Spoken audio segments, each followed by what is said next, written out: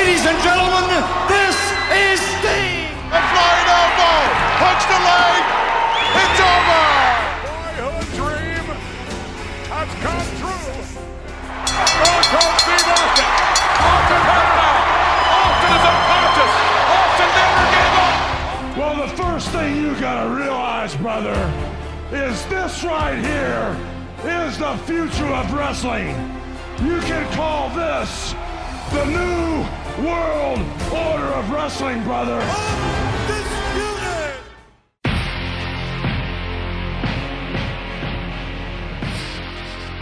Welcome to the Undisputed. Nat Garofalo here alongside Ralph Lark, and we were brought into the show by one of wrestling's most heralded legends, if you will, good old Bill Goldberg and his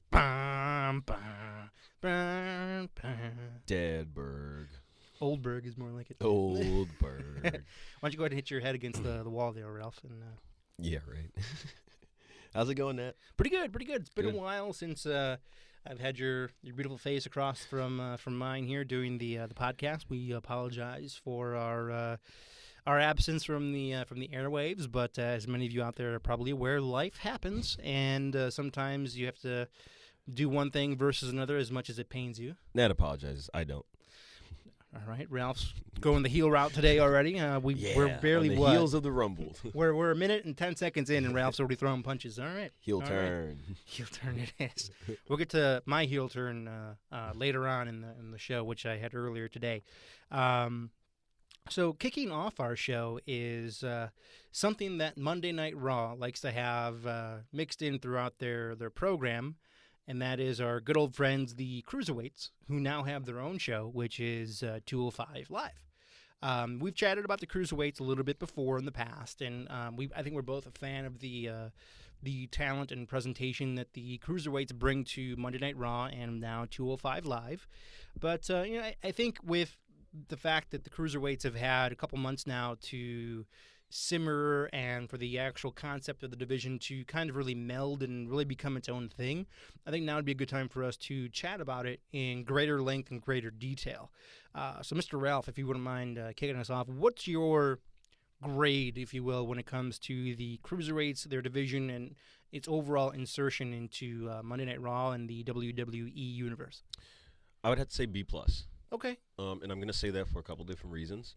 The first is there was a lot of anticipation around this, and there was a very good chance that it could have been overhyped and thus fail, but it's actually been pretty successful. So I'm giving it a B+, and that's one of the main reasons is they've been able to live up to the hype, if you will. The other thing that I really like about it is they are put in a precarious spot. They are sort of alienated, called out. We've mentioned it before with the almost gimmicky style, like changing the ring and the light tonation and keeping it, purple and all this and that. So it is something that you can pick on by itself, and people aren't doing that. It's getting over. So B+ for that too. Also, they have a depth of talent that the WWE's never had at that weight before, so that lends itself credibility too. Right.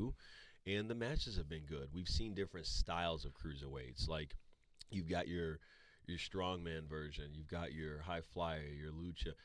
We've seen a lot of different versions, so you do get that worldwide feel and the different styles and techniques, and I like it so far. I dig it as well. I think I would have to be in a similar range as you as far as the overall grade of that B+ range, things like that. And not because they're doing anything particularly wrong. It's just the things that they're doing well, they're not doing it as well as they could.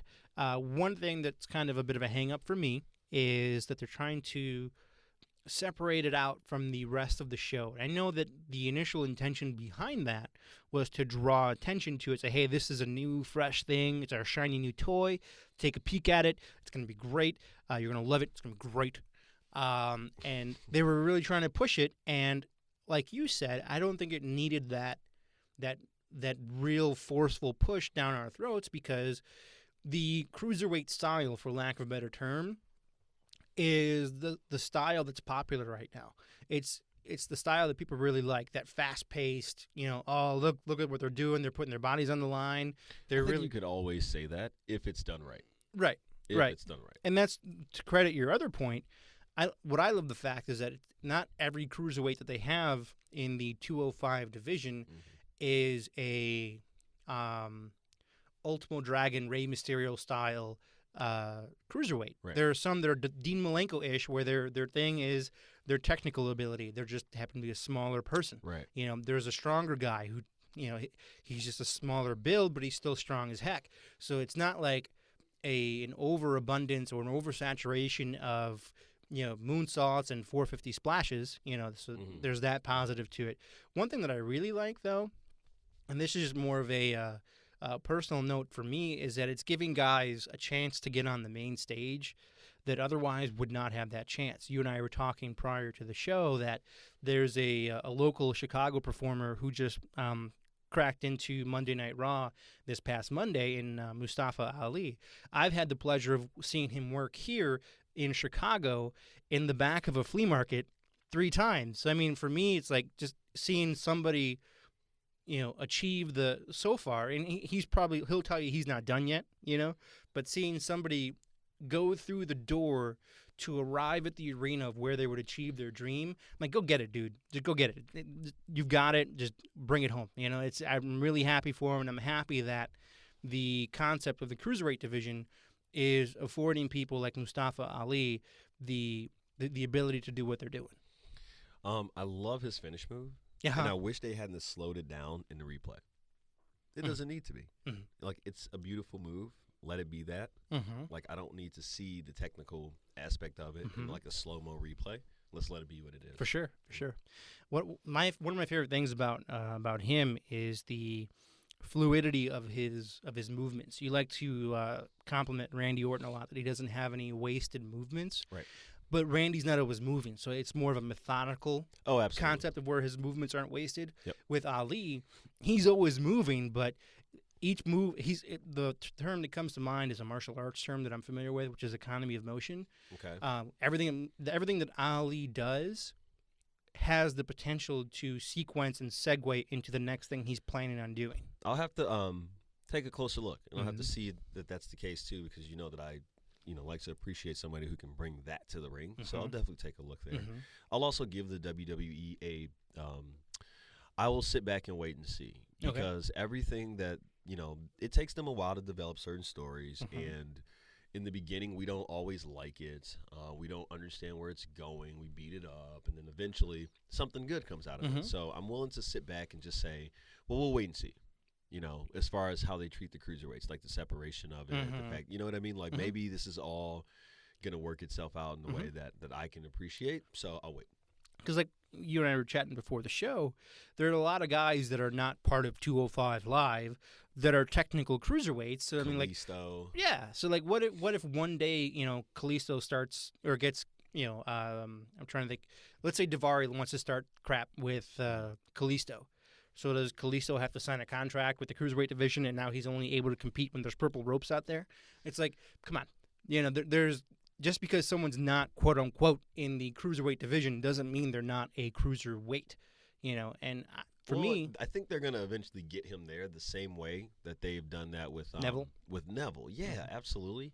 And you could even, it'd be a nice heel turn for Kalisto too. He needs that at this point. Another local guy, by the way, Kalisto. Oh yeah. Yep.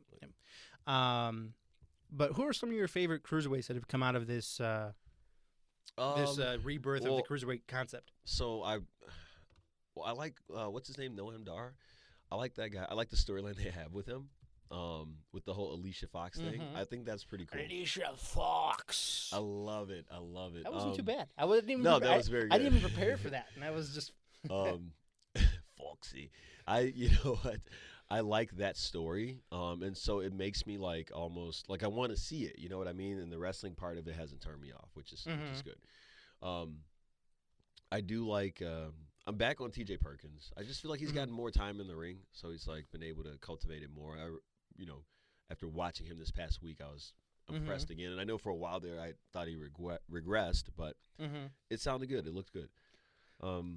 Let's see. There's also, I like our dancing champion. I wish he could be a little bit more serious.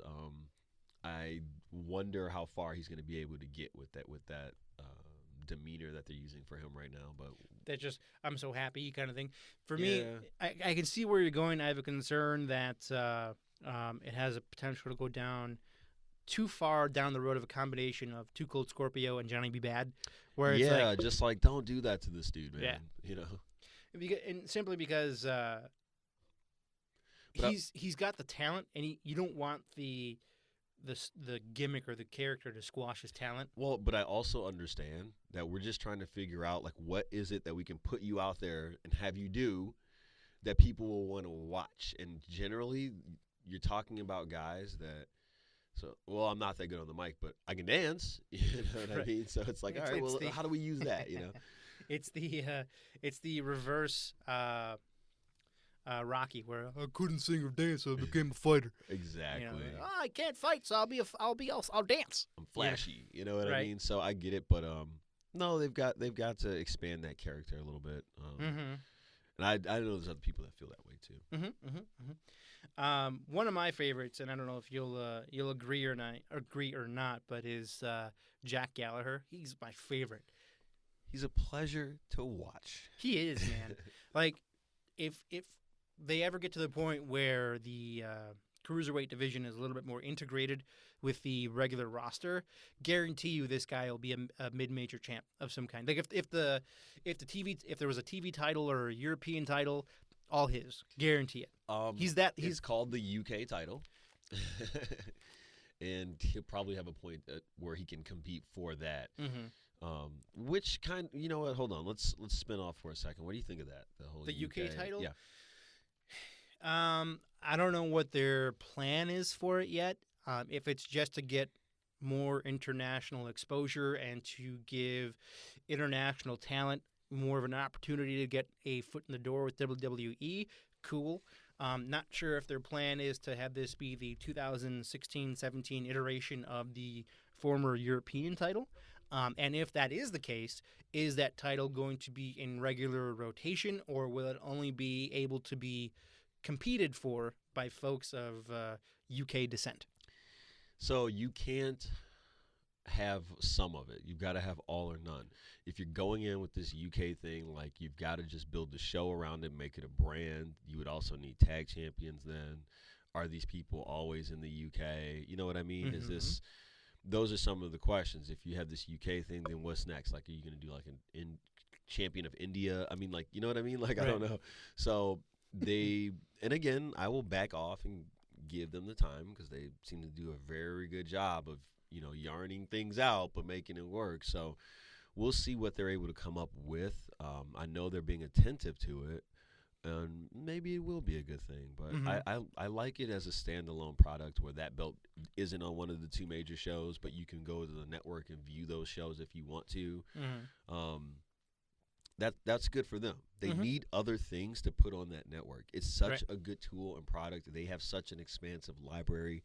When you think about all the tape that is out there that they own, with all the stuff that they're doing nowadays, they're just coming into their own in terms of like understanding the things that they can use it for. That show is a great idea. You have a 24-hour network. It's a great idea. I can't wait for the day when we've got Raw and SmackDown live on the network, like live on Monday, live on Thursday, on Tuesday. Like USA, like, well, I wonder. I would love to be a fly on the wall in those meetings where they're trying to figure out what they can do to keep that, because that's a substantial part of viewership for them is pulling in that Monday audience and now that Tuesday audience. I mean, and that relationship has been there for decades. I mean, there was a small stint where it wasn't, but for the most part, it's been, Monday Night Raw and USA. It's been, because they did like TNN, right? And then that became Spike for a while, and they were on that. I forgot where I was going.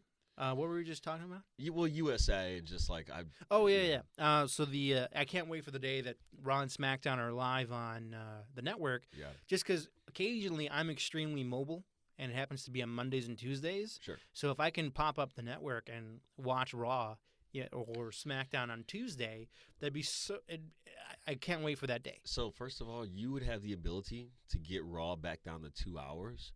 Because you're still going to have 3 hours, but you have like the pre-show and the post thing now, but it's all integrated onto the network. So a lot of that stuff with Renee Young and a lot of those promos that we don't necessarily need to see within the 2 hours, they'll still be able to get done in a more seamless fashion.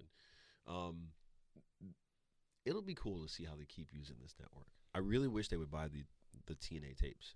I would love that. Just so they could lend more credibility to, like, I mean, Angle's obviously back around now, so it's like you want to be able to tell that part of his story. AJ Styles, you know, how much more legitimate is he now when you can, like, discuss some of those things that he's done too. Right. So I think I hope that that's not dead in terms of they don't need any of the talent there. Oh, TNA. Yeah, like they just need the library, just the tapes. Right. You mentioned the word legit, and it kind of brings to mind one of the next things we wanted to talk about, which is the ladies division. And I love what's going on with the ladies division, man. Right now, I mean, I would have to put on that a label that's very close to the golden era of wrestling, like when Flair was at his heyday, when Hogan was doing his thing, he had Savage running around. I mean, we're 2 weeks removed from a steel cage match on SmackDown between Becky Lynch and Alexa Bliss for the women's title on SmackDown, which had the resurrection of a former women's competitor back from the Attitude Era, who I'm sure was salivating at the opportunity to compete in a legitimate women's division, because in her time, with the exception of a few like Victoria and I can't remember what the small one's name was. What was her name? Jackie could go, but there was a. This is gonna bother me the rest of the show. I'll find it. I can't remember what the hell her name was though. Victoria, Jackie. Damn it, I'll find it. Okay. But anyway, I was getting to the point where I can guarantee you she was back home. Like, man, I have a chance to really like make a bigger name for myself in an actual competitive division. You know. It's funny that. So there's a missed opportunity here.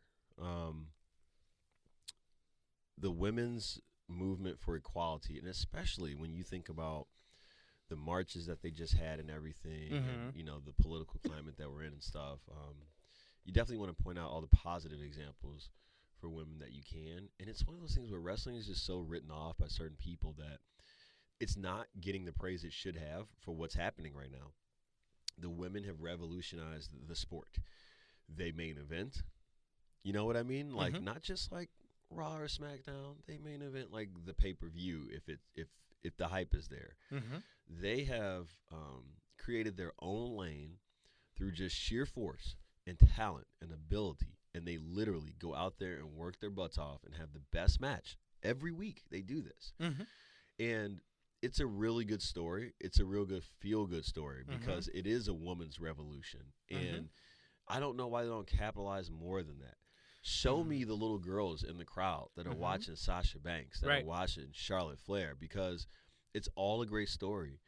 And you need to tell that part of it to further legitimize what is the anchor of the business right now. And there's more coming. There's a girl who trained here locally up in Villa Park.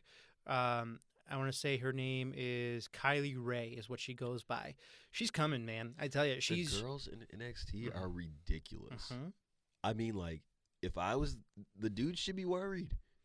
They should be worried. We're seeing a legit reversal of the card. If you were a larger performer or like a medium-sized performer, you should be worried because at one end you've got the girls squeezing you guys for the final spots, and then you got the cruiserweights squeezing you on the front end. There's not a lot of room left. No.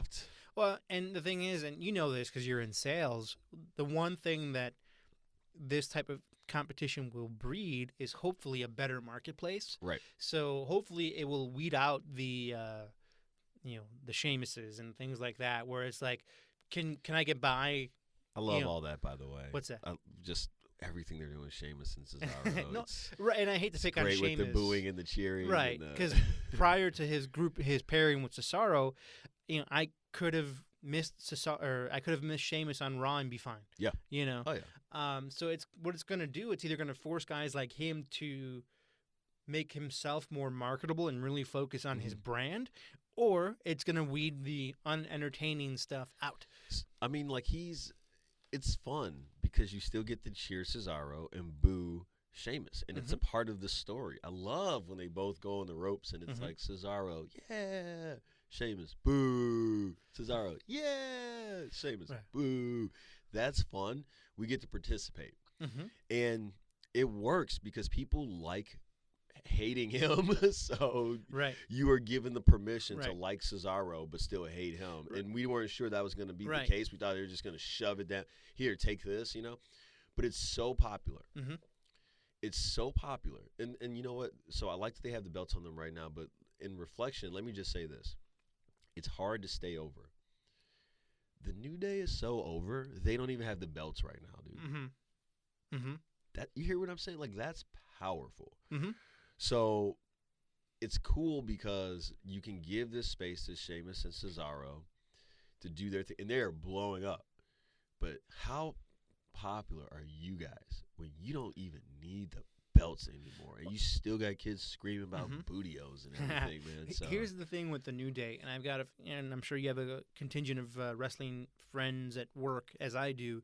A couple of them are concerned that the New Day, that their sunset is on the horizon. And I'm kind of on the fence. I can see what they're talking about, that not that the presentation is getting stale, because the people behind the presentation are entertaining as hell. I could listen to Xavier Woods for hours. Big E's made a vast improvement in his character. Yes. And Kofi's always just been Kofi, they could just go heel. You know what I mean? You keep it going that way. I don't know you necessarily break them up. No, I wouldn't do that. 'Cause they were struggling on their own. Yeah. I like the whole Titus thing. I think it's funny. And it's got a space for him, I think it's one of those things where it's like there's not a lot of moments that make me like laugh out loud, but his pitch to join the New Day that was a funny segment. It was. I enjoyed it very much. One thing I like that they're doing, and this is kind of tying into the women's side of it, is the women did this with the ones that are kind of coming up right now, which is sorry, chili burp. I apologize. It was chili cook-off day. Yeah. The women started doing this, which is what I feel has been plaguing the main roster for a long, long time, and I just started rewatching again back in 2012, 2013, is that, like at the end of a movie, you've got your credits that roll that say, this character's name was played by Ralph Lark, this character's name was played by Nat. The problem is that there wasn't a lot of that going on with the main roster. What there was is, man 1 played by this person, man 2. So it was just random cookie cutter guys, and if they didn't really have a personality of their own, their match is over. Okay, whatever, you know. Yeah. And the women I think have started a revolution with the character building as well, because while Becky Lynch's steampunk character is so random, it separates her from the pack, And for example, Bayley, her character separates her from the pack. Sasha Banks' character separates her from the pack. You're right. And when yesterday, I was working on some stuff for our church, and I was watching Royal Rumble 1993. That's the one where Yokozuna won. I was just watching the Rumble match, just the match, right? Silly Randy Savage. Can't pin him tricks are for kids. You can't pin him in the Rumble. You idiot. You stupid idiot. But what I was watching, though, is the caravan and parade of wrestlers that were coming out. Man, there wasn't a cookie cutter to be found. Right. You had the Berserker in the match. Right. You had IRS, Ted DiBiase. You had Damien Demento. You had Damien Demento. Right. Wow. You had Carlos Colon, some guy from the Caribbean. That was they always had these random guys that were from other factions that came up, and just the variety in the characters that came out. You had Earthquake and you had Typhoon.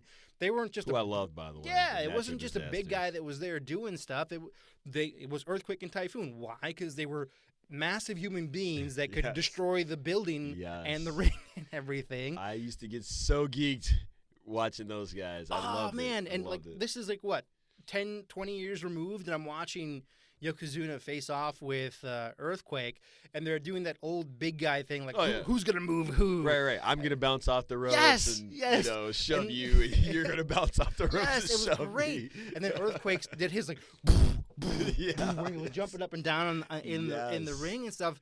Yes. This was 20 years old, and I was geeking out like I did the first time that I watched it. It's pretty cool stuff. And, so they have, to relate it back, they have used some of that stuff. Mm-hmm. I enjoyed the stare down with the Big Show and Braun Strowman. Yes. The abominable snowman. Listen, I love the way that you want to use Big Show right now. He doesn't need to be around every day. He's getting older. He can't Phenomenal do shape. that. That's what I was just going to say. Didn't the guy look great? Yeah. He looked great.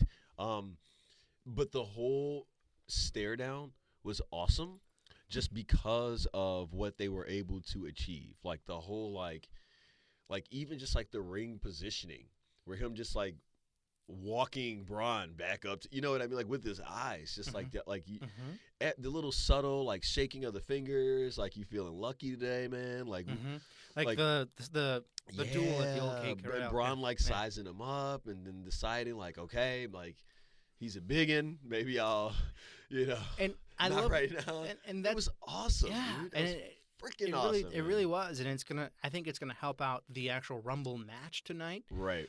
Because you've got a lot of, and we'll get to them. Hey, get to them quickly, later. do you think we see a Shaq appearance to set up WrestleMania? Oh man, what Like, do you think he comes and helps eliminate the Big Show somehow, or is he like a surprise entrant? maybe and him and the Big Show take each other out. maybe he and the Big Show have made amends, and he comes and helps the Big Show take out Braun Strowman instead. But they're still gonna fight at WrestleMania. Yeah, that's So true. they got to set it up. That's true. That's true. I think Maybe. he's a surprise entrant. I think they go over the ropes together. There you go. But maybe. But I definitely think that all of this is going to help with adding some backstory to the Rumble, because not to harp on the one from '93, but Undertaker had come in and he was cleaning house, doing his Undertaker thing, and all of a sudden here comes Giant Gonzalez, who's not Right. even a participant in the Rumble, Right. that manhandles and mauls the Undertaker, and it's Yep. like if the Rumble is just a clusterfuck of like everyone throwing everybody all over the place, Right. you're going to be bored with it in 20 minutes, There's a part of me that likes that old school Rumble feel where the ring gets populated and I want to see who's teaming up with who and this and that. But I also understand that that's boring to a lot of people and they don't care. They like that Attitude Era Rumble feel more, where it's like 4 or 5 guys in the ring, somebody getting Stone Cold stunnered over the top rope, and it's more of like they really changed the Rumble into like a story like that, where parts of it are a lot slower. Think about. I can't recall the year. You will probably know, but to set up their match, career versus streak, Shawn Michaels and Undertaker, that prior Rumble, they went at it for like 7 minutes at the end of that Rumble. I think that was during my hiatus. So go back and check that out. They tore the freaking doors off the barn mat for the last 7 minutes of that Rumble, dude, and that set up that career versus streak match, which, if you haven't watched that in a while, you could go watch both years, because they let them do it 2 years in a row. It was so good. The first one really is one of the best matches that I've ever seen, period, of any era. And you're wearing a hat, so you got to tip your cap to Sean on that one, because he's one of those types of guys that's from the old school era that could put on a 10 out of 10 match with anybody. They tore the doors off of it, dude, and that was a good time for both of them. So I'm hoping this year in the Rumble we get something pretty cool, like what they were able to do that year. I don't care if Kane's eliminated the most people ever. Like, I just wish he wasn't going to be in it. I know he's going to be in it, though. I know he's going to eliminate like 4 or 5 people before he goes, and I'll just sit back and wait for that moment where he's out of it, because I'm over it, dude. Right. He's done, in my opinion, because of the overuse at this point. I only want to see him a couple times a year, and I want it to be worth it, Right. And we got a little bit more Rumble talk to do, but before we travel down that road a little bit too far, was there anything else you wanted to add in regards to the women and how their division is trending at all, or? Again, I'll back off the Nia Jax thing. I know I've been very critical of her. Okay. I still don't think I want to see her featured in a match for like the championship or anything like that. Not yet. I just don't think. I like the other girls and the way they work with one another, and I'm just wondering how her slower pace is going to fit with that. But other than that, I'm just going to say they get good marks all around. Mm-hmm. Dude, Alexa Bliss is awesome. I love her. She is awesome, dude. I love her music. I love the little things she does with the belt and the ring. So that cool. girl is dope, dude. I love her character, and I just hope that I hope she stays with the belt. I hope she keeps getting the run through. I like the whole Mickey James thing. Yeah. She's kind of got, some heat going on there. But I just love the way they're using that girl, dude, and she's earning every single moment of it. I think Alexa is who they envisioned Charlotte to be from the get-go. Charlotte has done a lot of work to develop herself and her character. That was Alexa Bliss off the bat, and I think that's who they wanted Charlotte to be. Little Miss Bliss. Yeah. And speaking of Charlotte, tonight, obviously, she we'll get into the Rumble a little bit here. Maybe we can use this to segue. But she's defending her title against Bayley, and the big storyline is that Charlotte's undefeated in pay-per-views when defending her title, and Bayley's got 3 wins over Charlotte, so on and so forth. Considering the pedigree of Charlotte Flair and how she's grown into her character and grown into her wrestling boots, and considering the style and energy that Bayley brings to her character, I think depending on how this match goes and how it's drawn up backstage, I think it has the potential for these two to be the beginning of their Flair Steamboat rivalry. Yeah. I mean, they're both really good, and they're going to keep working together over the course of their time there. So each time they hook up, it's going to be that much better. It's just up to the WWE to do the responsible thing and not try to cash in all the chips right away. Space it out. You have other people there, but it is really important off the heels of what Charlotte just did with Sasha Banks that now she go into this too, because she's earning her chops right now.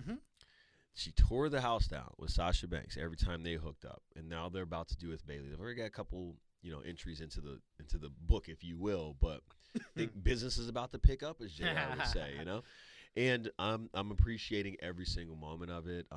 I think Charlotte is all, it's got to be hard to be her because there's a lot of expectation, and she was supposed to come in and be Charlotte Flair before she really was Charlotte Flair. She was still really green and still didn't have that much experience, so she's had to learn on the fly.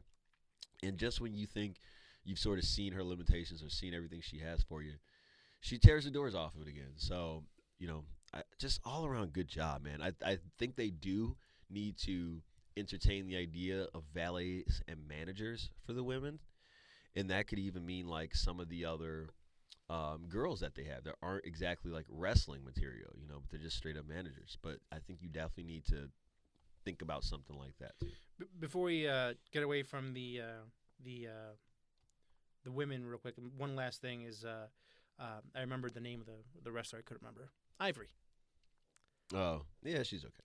Well, yeah, she was okay, but like the whole point of it before was that she was one of the ones that actually took it seriously, It was just such a different thing back then. Oh, I know. I literally have, I hated all of it. I didn't watch it. I didn't like watching the Jays because it's like, all right, unless it's like you point out like Tori Wilson and Stacey Keebler, but that was the attraction. It was like you're not watching it to see women wrestle. At that point, I was convinced that, well, they can't wrestle because of what we were being forced to watch every week, So it's like, well, if they can't wrestle, at least it should be silly. But when you look at today's product, ultimately, when you look back, it's freaking degrading to have these girls doing like the, thong matches and this and that. I mean, like, you're going to give somebody a belt for winning a thong, foam match. I mean, in a pool. I mean, that's right. So they've come a long way, but the cool thing is they have earned it, and they should all be proud. They shall be real proud. All right, now what we've all been waiting for, the Royal Rumble. You said they were saying it a weird way or something? At the Royal Rumble. It feels like everybody keeps saying it like Royal Rumble. I don't know what the reasoning behind that is. Oh, well, they're probably making fun of somebody is my guess on that. It has to be, man. Like someone probably said it weird backstage and like, oh, your life's over. Well, because everybody's doing it. When I in my mind, when it sounds like Charlotte Flair is saying it the same way as Goldberg, that's intentional. They're playing a game on somebody. The Royal Rumble. All right, so starting off with our card, one of the ladies we're kicking off the card with a ladies match, both of whom we've already kind of brought up a little bit. And I know you kind of talked me off the ledge a little bit that this was the opening kickoff match. And you're like, it's still the Rumble. I wouldn't get too worked up about it. But the first match on the kickoff show is Sasha Banks and Nia Jax. So this is Nia Jax's first attempt. I'm rolling my eyes, everybody. I'm just rolling my eyes. He is. I can confirm he is. But this is Nia Jax's real first opportunity to show like, are you more than just a biggin? Yeah. Like, to use your word from before. Yeah. Can you go with somebody who's got a pretty substantial repertoire in the ring? We know what Sasha Banks can do. If this match is terrible, guess whose fault it is? Well, and here's the other part of it, though. And we talk about the Randy Savages, the Bret Harts, the Shawn Michaels of being able, and the Ric Flairs to be able to lift up who they're in the ring with. Mm-hmm.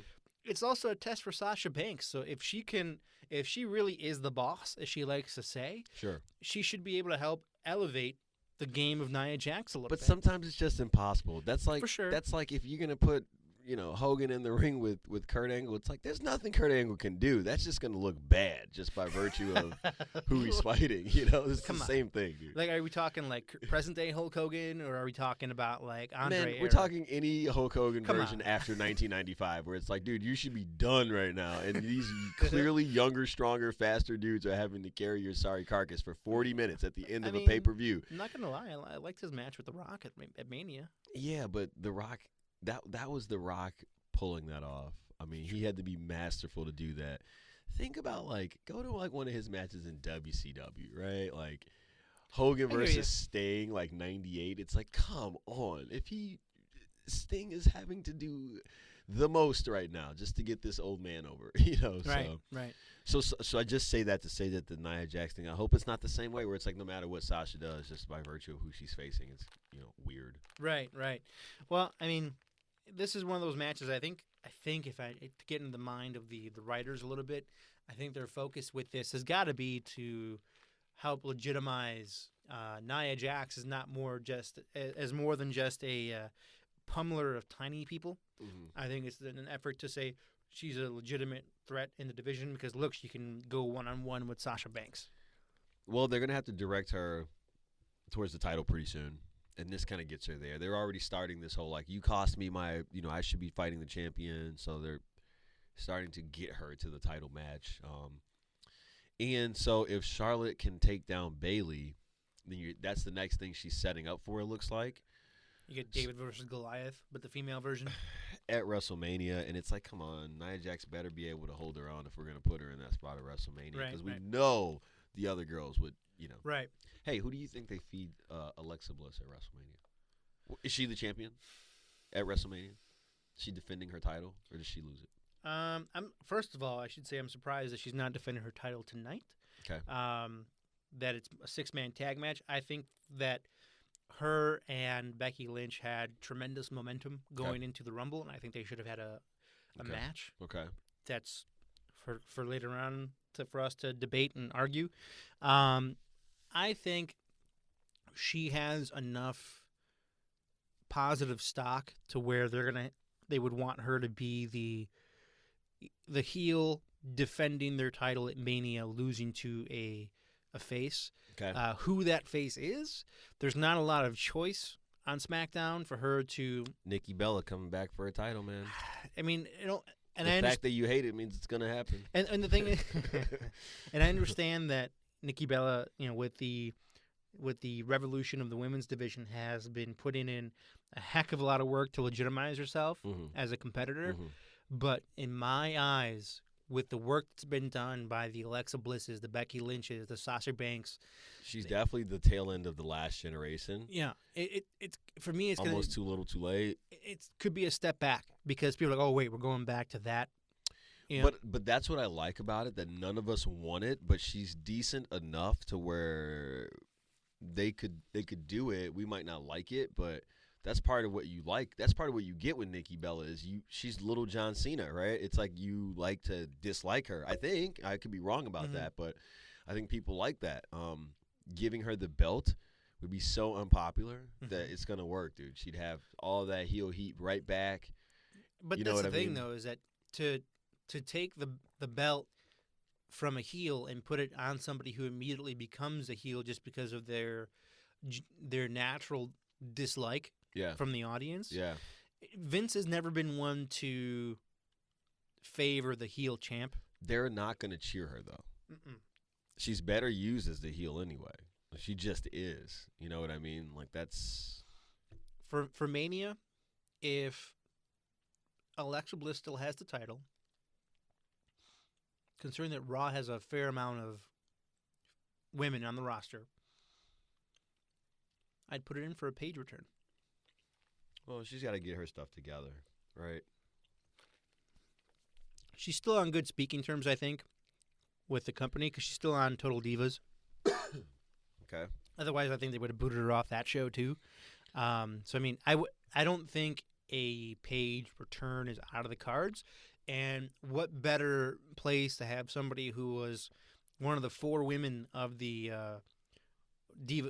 Women's Revolution than Paige at WrestleMania with Alexa Bliss. I think if she were coming back for WrestleMania, it'd have to happen now. So I don't know, but that would be nice. I'm just trying to see if there's any new news about her. Paige. Yeah. Because it's her house. That got old fast. Hated that. Yeah, there's not a lot going on with Paige right now. Yeah, I got to read this article later. Supposedly she may not be back in time for WrestleMania. So gotcha. I think the more importantly than Paige is you got call-ups that you can rely on through NXT. They're deep, you know. They're deep. What about Asuka against Alexa Bliss? She'd have to She's drop the belt. got to be coming soon. She has to be coming soon. Just like I feel Nakamura's coming soon. Perhaps even Rude. Okay. But they're getting those people like that next tier. They're getting them ready to come now. So, Asuka could, she could have dominance on the SmackDown side like Charlotte has on the Raw side potentially because she's just so good. There would be better matchups for her on Raw. SmackDown needs it though. Yeah. SmackDown needs it. You don't want to have it be too skewed because they already put like the fact that you put Sasha, like Bayley, and Charlotte you put your top 3 on one show. It's like, and you kind of said, well, here Becky, do your best. Yeah, and then Alexa Bliss rolls to the top. Luckily, Alexa Bliss, the cream rises to the top, dude. I can't say enough about her. Even like everything, dude. Like just her character is probably just so closely related to who she is that it fits her. She's not doesn't seem like a stretch, right? Because I remember when we first chatted about the overall split and how look at the women on this show, the women on that show. We were concerned about SmackDown that it looked like a lot of the weight was going to be on Becky's shoulders, and where was she going to get her help?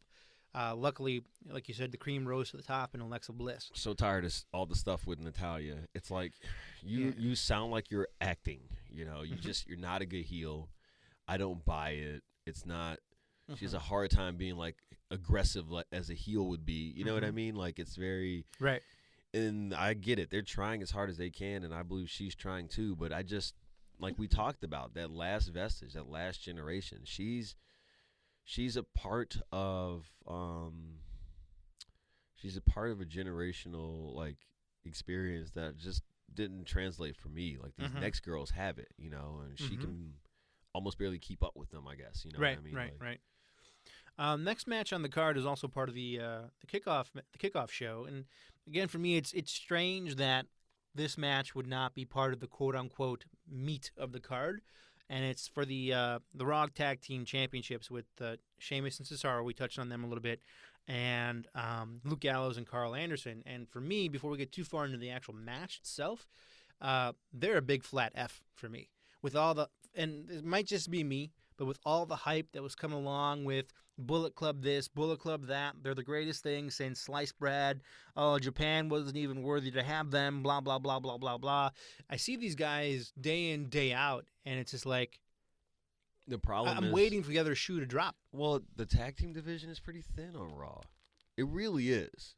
It's pretty, like, that's one division where to make it work and to make that split work, we got some not so good teams on SmackDown, but that thickens out their roster. Raw, you just don't have it. So what you're seeing is you got to feed your champion somebody. when growing up were you watching wrestling where we can be the number one contenders for the tag team championship? We lose to the New Day, and then the next champions come along, and we're the number one contenders again. Like, that just means there's not enough people there. Right. You know what I mean? Like, they need more bodies on the tag team side to do that job, so you don't ask them to do it, because if they're not losing, who's losing? The New Day? No, I hear you. No, I hear you. You know? And it's not even so much the them losing, it's the overall. They can't get over. That's because they have to take the lickings. It's not even the taking of the lickings. It's the presentation. It's their, like, for example, like DiBiase and IRS, when they were running around as Money Inc. They were the Gallows and Anderson of their era, where they were losing to the Steiners, they were losing to the Head Shrinkers, they were losing to those top face tag teams, but they still were able to put on a quality presentation where it's like, these guys, you know, it's all. I don't want to go down this road because they're not on that tier or on that level, but it's almost like they're almost Ascension bad. You know? No, they're not. I know. Nobody's I know. Ascension bad. No, That's I know, a but it's just raging like, dumpster fire rolling down the hill. and the brakes are broken. Yeah, like, and no one is stopping that thing. But it's, but it's like, they need a Japanese manager, I think. That'd be cool. I want to buy more into the That'd New be Japan thing. Like, I need to see them at New Japan. Like, why didn't we get those cut videos? You know what I mean? Like, why didn't we get that? You can't tell it to me and not show it to me. Right. You know? And for me, it's like, and maybe it's because I'm an NWO kid. I bought it in hook, line, and sinker, the NWO, and they've got some NWO-ish mannerisms, and I'm like, quit posing, man. And I think that's what's kind of killing it for me a little bit. Jay, do you think there's a Kevin Nash appearance tonight? The Royal Rumble? There's probably going to be an everybody appearance. Triple H loves to pay his boys. I wouldn't be surprised if we see the Gobbledygooker and the Red Rooster Terry Taylor come on out. It's never that bad when Kevin comes back. I mean, it's not like great, but it's not terrible. I like it because he's part of my strained childhood. Terrible comes out. Yeah. Like you're pulling a piece of glass out of your eye. It's not terrible. Well, it's our generation growing up, and so, like, I'm just always fond of seeing his old rickety self out there trying to pull it off for one more time. As he blows out both knees. Yeah, I love Vince McMahon at the Rumble. No. Do you remember that? What do you think about Angle? Do you think maybe he could surprise us? I think he'll be in the Rumble. I hope he will be. Because it's true. It's damn true. I think he'll definitely be in the Rumble because I think he's in the physical shape to compete, and no one has ever said that being in the Hall of Fame precludes you from being a competitor. Right. So, I mean, I think this is going to be one of the more entertaining Rumbles that we've seen in a long, long time, especially with having, 3 in a row where they kind of crapped on the fans with who won the Rumble. I think this goes back to when Batista won it on his return, and they had to turn Mania into a triple threat match because the fans were pissed and all that. Yeah, I don't think that we're going to be happy with the winner tonight. And I also don't think that it's going to be one of the big 3. I don't think you're going to see Goldberg, Taker, or Brock win it. No. They're in there to set up their WrestleMania matches. We're going to know a lot about what they're doing with The Undertaker based off of this. We're going to know a lot about – well, I still think they're building for Brock and Goldberg at WrestleMania. They're going to let them do it again to redeem themselves. And I think that tonight we have something that develops that, right? Like, one of them eliminates the other one. You know what I mean? Like Goldberg maybe, coming down. Because I think what's going to happen is Goldberg will probably eliminate Brock. Brock comes back down later, costs Goldberg, eliminates him. You know what I mean?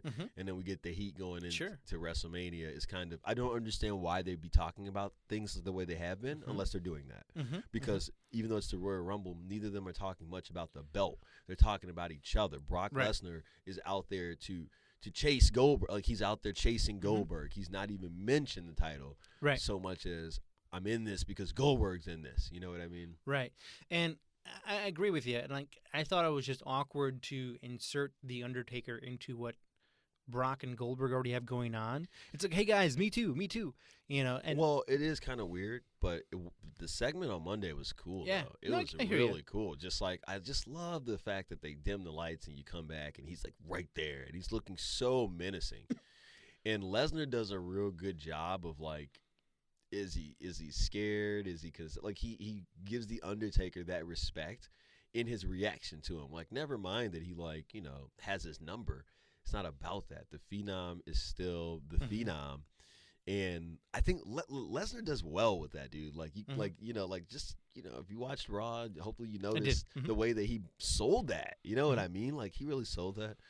I liked it because it was not what I expected to see or wanted to see, but it was just so cool. And it was like, oh man, what's gonna happen? And then the coolest thing is nothing happened. It just built. How risky is this? Because Undertaker loves to do his thing at Mania. It's his playground, if you will, right? With Monday being the starting point for it, what are the chances of a triple threat match between those three folks? And here's why I even suggest it, right?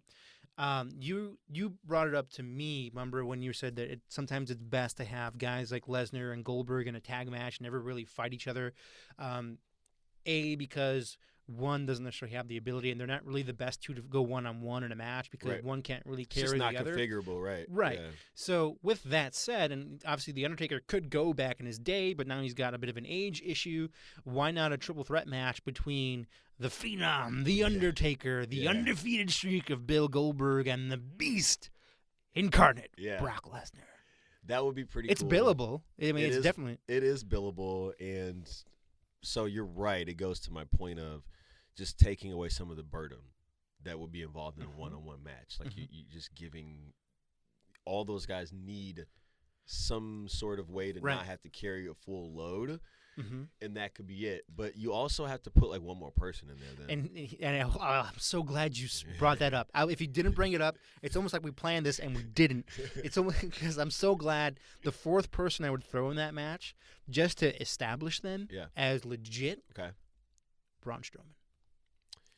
So you've got these three. No, hear me out. Here's why. So you've got these three behemoths from an era long gone, with the most closest one being, with the most recent one being Brock Lesnar, right? Yeah. The unbeatable guys of their era: Brock, Taker, Goldberg. No one could touch these guys at their height, right? They're trying to bill Strowman as that. So if you want, it's almost like a baptism by fire for Strowman. Sure, maybe you can make it an elimination match, ECW style, and maybe the other three gang up, get Strowman the hell out of there, and continue on with the triple threat match. Well, like, you definitely could, and I understand the reasoning. I just think that it's not – the reason you would put a fourth person in there is not for all those reasons, he's not the right person, because the fourth person has to carry the match. He's just another guy that has to get carried. So it's like, okay, he just adds to the problem now. Now it just looks like now it's crowded. True. But you're also mindful that it's not that good. You need somebody who can carry the other three. Is there a big dude that can do that? You don't need a big dude. You need like a Seth Rollins. You need somebody who can carry the rest of them, literally. I mean, like, he's going to take all the moves. He's going to do like all like the riskier parts.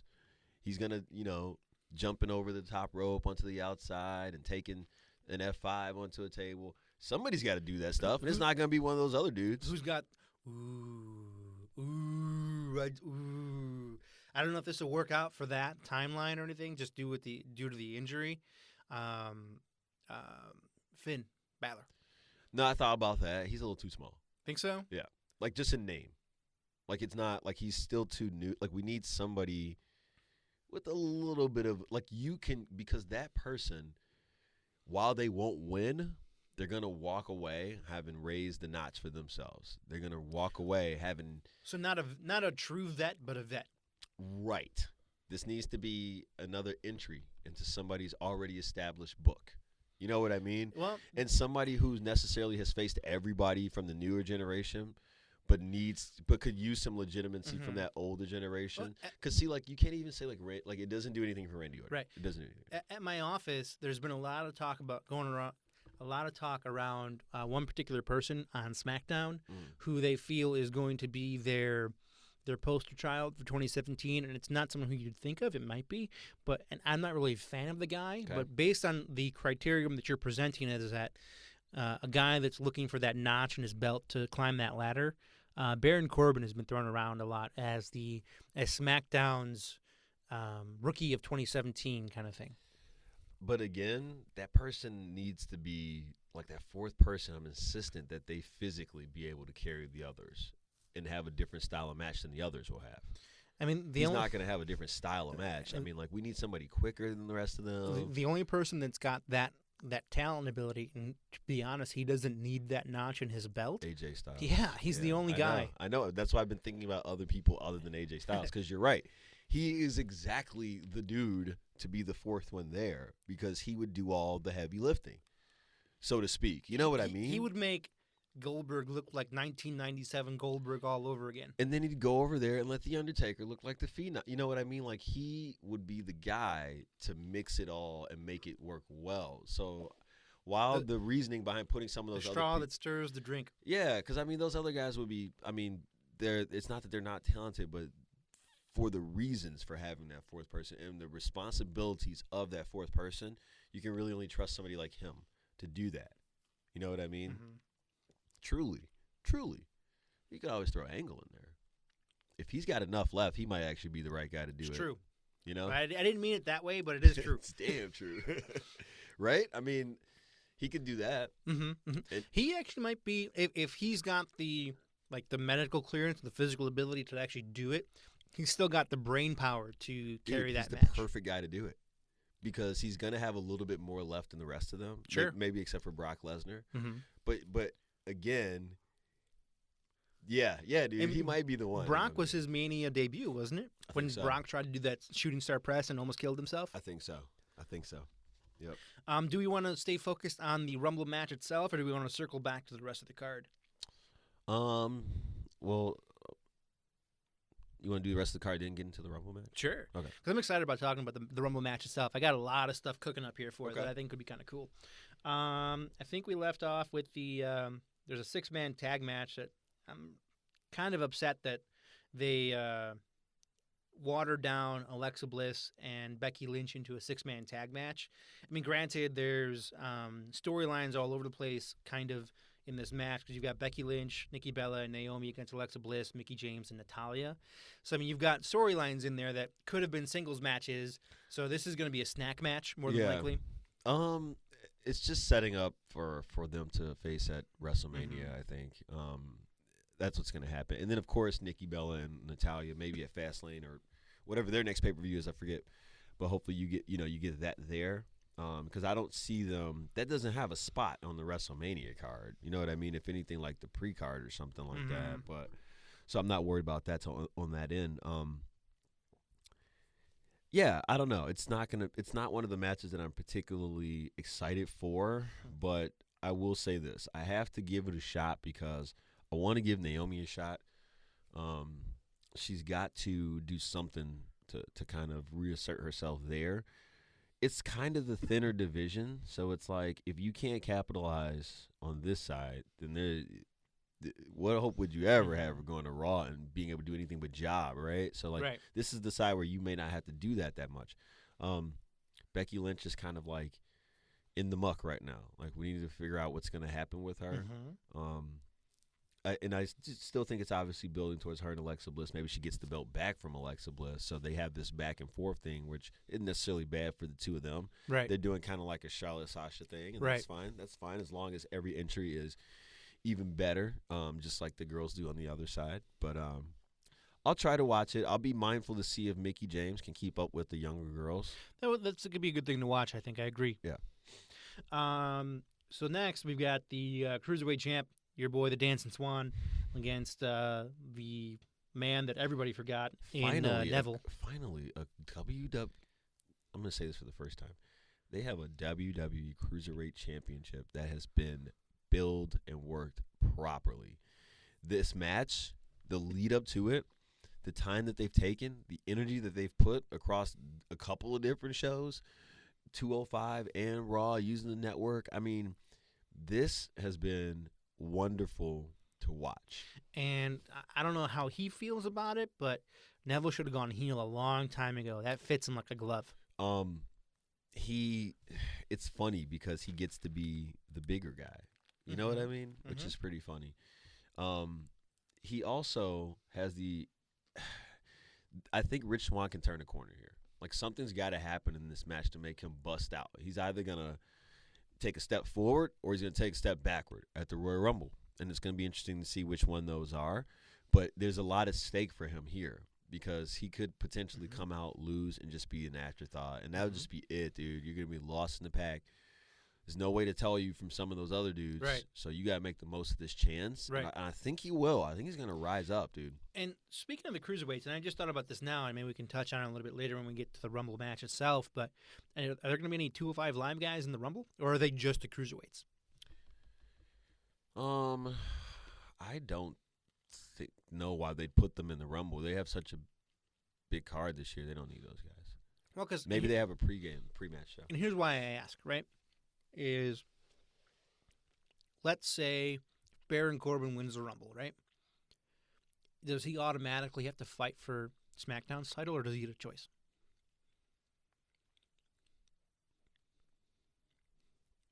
I think he gets a choice.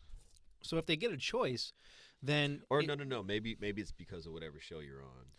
You know what I mean? I think that's a little short-sighted if that's how they treat the Rumble. Yes. I think it would add a certain entertaining dynamic that if the person that wins the Rumble gets to choose what title they fight for, I think it adds a really interesting dynamic. But it's becoming another version of the Money in the Bank then. That's your choice. You're still at Mania. That's the thing that you can win to have a choice. It's still at Mania, though. This gets you to WrestleMania main event, but you don't get to choose which program you go to. Like, you're on Raw, you're a Raw guy. Like it should clearly be for, like, if you win, I think it should be for the Raw belt. We should make a survey of this. I know the Rumble is tonight, but we should, if you guys want to email us, feel free.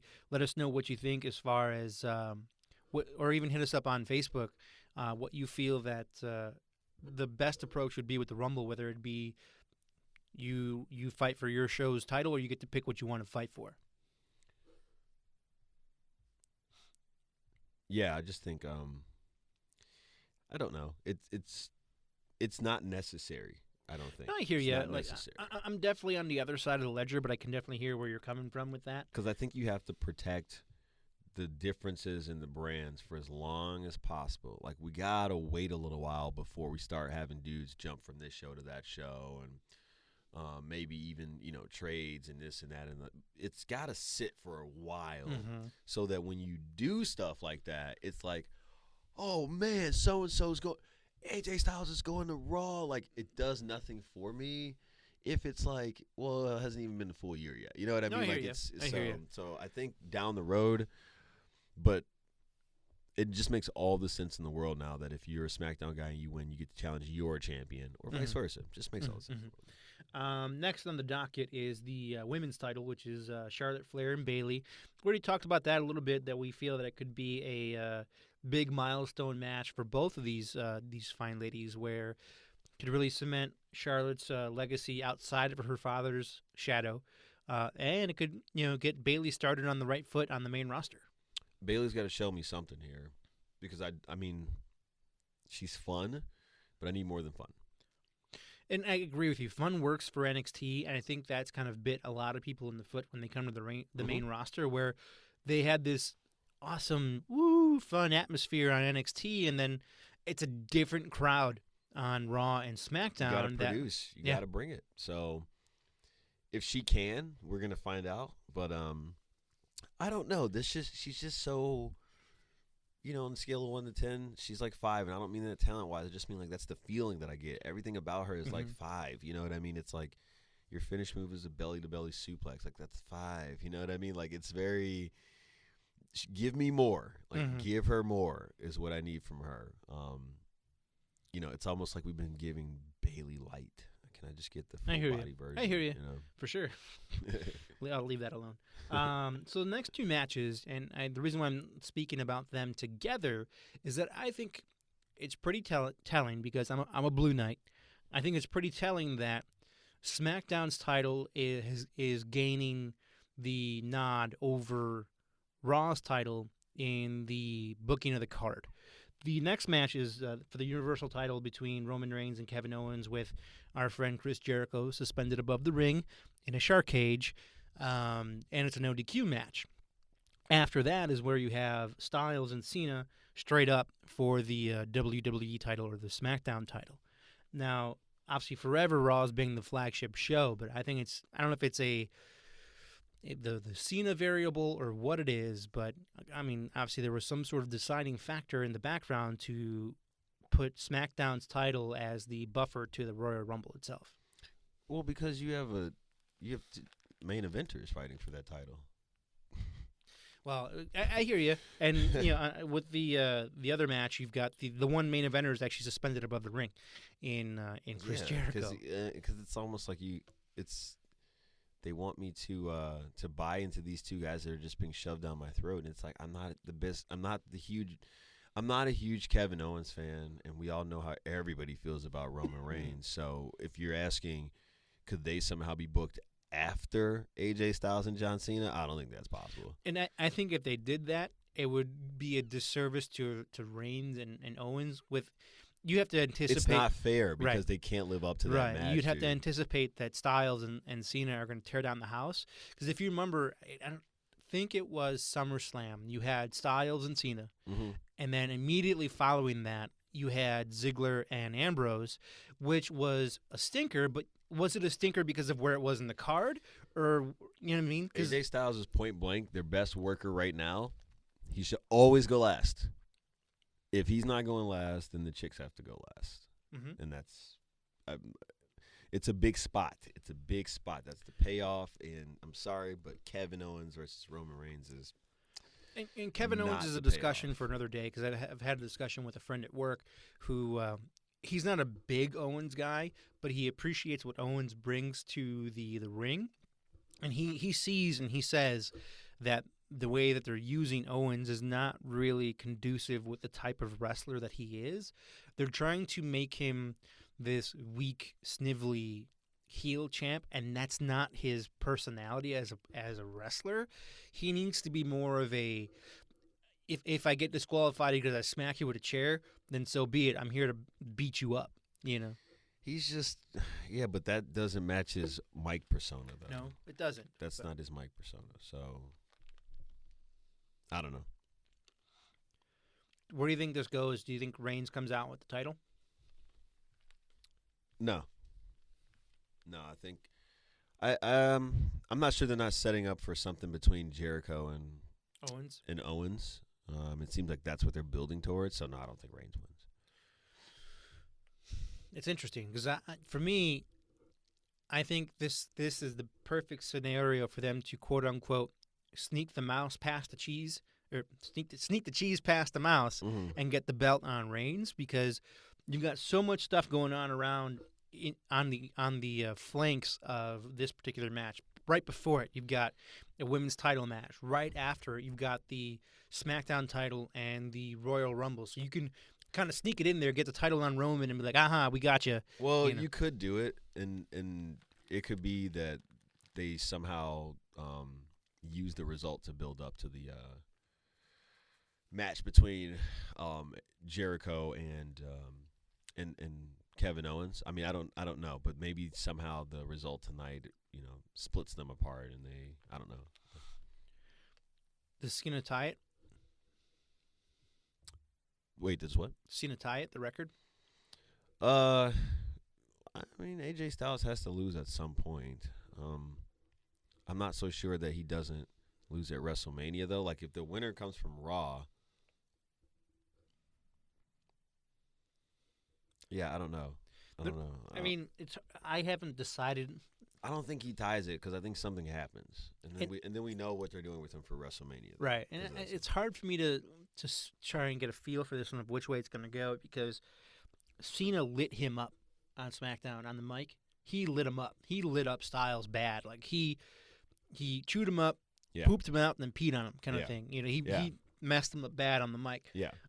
So usually when a guy gets had going into the pay-per-view, he kind of rises to the challenge.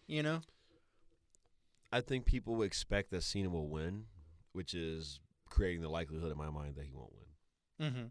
And I've been feeling the same thing, that I'm like, well, all signs. I've shook the Magic 8 Ball. All signs point to Cena on this one. And it's one of the few times where I've felt in the past 20 years that seeing a win isn't bad. And that's hard for me to say. Well, I don't.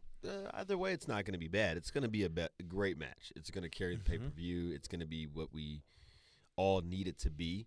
I just like the idea that they've allowed AJ Styles to become this persona that is so big in the WWE Universe that I can legitimately look at this match and say, well, I don't know who's going to win, but I know it's going to be good, and I'll just watch it and see. It's not like they didn't take the WCW dude to make him job. You know what I mean? Like Styles is over. He's clearly one of their top performers, if not the top performer right now. I think because of that, Cena should be chasing Styles. It shouldn't be the other way around. Like, just because you've been here longer. No, he's clearly on top of his game right now. You should chase him. But I just like that I have full faith in whoever comes out of that. Is to be able to be the champ. You know what I mean? I don't feel like that the champ. Kevin Owens is the Raw. There's just other guys there that should be ahead of him, I think. So I don't feel that way about SmackDown. I see the right two guys going at it. Okay. And then now I'm so excited. It's my favorite pay-per-view. It's my favorite match. That's the actual Rumble match itself. So before we kick into that, I've actually got a trivia question for you, Mr. Ralph. Shoot. So in Royal Rumble 1993, good old Bob Backlund was number 2 in the ring. He started with Ric Flair. I believe number 3 was Ted DiBiase, if I'm not mistaken. That year, Bob Backlund lasted over 65 minutes in the ring. And it was the record at the time. I think there may have been a longer stint since then. Whose record did Bob Backlund eclipse? This is what we talked about before, right? Maybe. Yeah. Just hit me with a surprise question next time.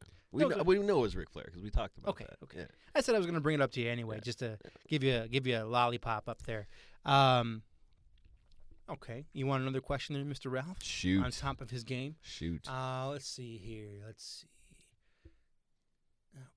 Where can I go with a question for you, Mr. Ralph? Thinks he knows everything about the Royal Rumble? I don't know everything about the Royal Rumble, but I fine. certainly know the answers if we talked about it ahead of time. Right. So I'm going to cut you. It's not funny. All right. Let me think here. Okay. The year that Shawn Michaels won the Royal Rumble, when he went from 1 to winning the whole thing, who was the last person that he eliminated, and what number were they? I want to say that's the year that it was. He started off as 1, and then you had the British Bulldog start off as 2, and then I want to say in the end it came down to him and the British Bulldog. That is correct. And the Bulldog, that's when he thought he eliminated him, but really it was the 1 foot, and Michaels got back in. And that was the year that the winner was escorted by Pamela Anderson, right, to WrestleMania? That's correct. Okay. That was he went on to play to face Kevin Nash, right? Incorrect. Led into WrestleMania 12, where he fought Bret Hart, and it was the Iron Man match. Gotcha. So that was the previous. I feel like she won. I feel like that was the year though that she. I don't know. I could be wrong. I don't know. But yeah, I know that those are the last 2 guys though. Those first 2 too. Excellent. Which is pretty cool. Excellent. Good job, Ralph. I do what I can.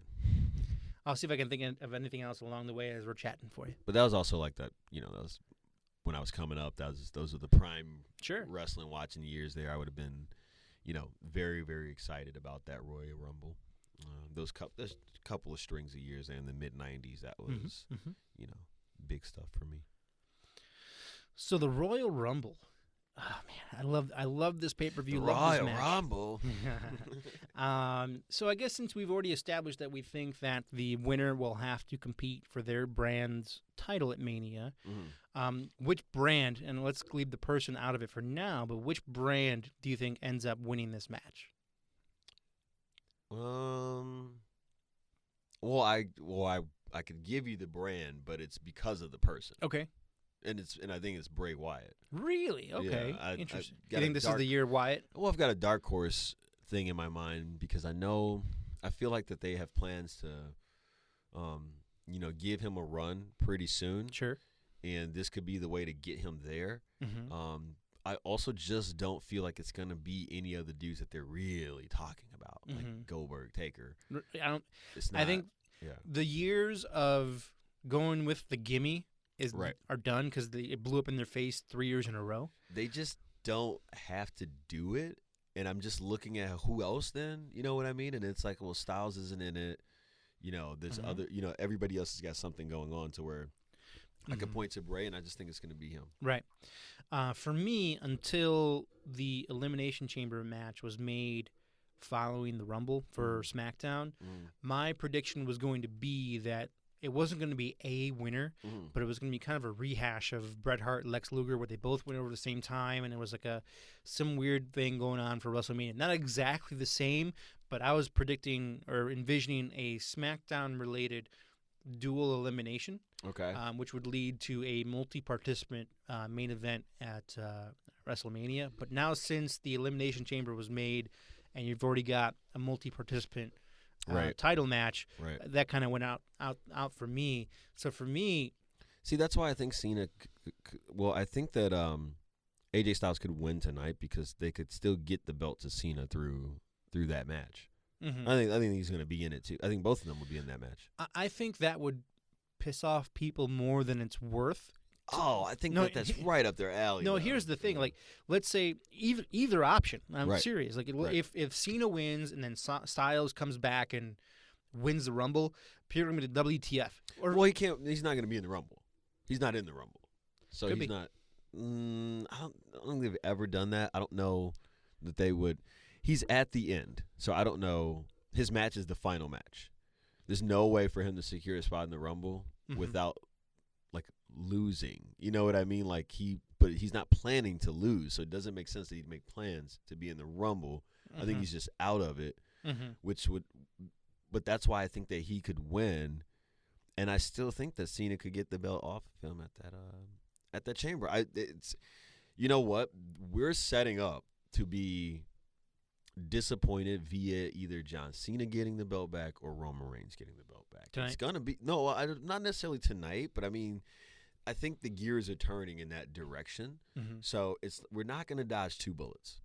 We're not. I hear you. We're not gonna dodge two bullets. I think the bullet I'd rather take tonight is the Cena bullet. Do you think Reigns wins again? No, I'm meaning that the bullet I'd rather get hit with is Cena winning. Okay.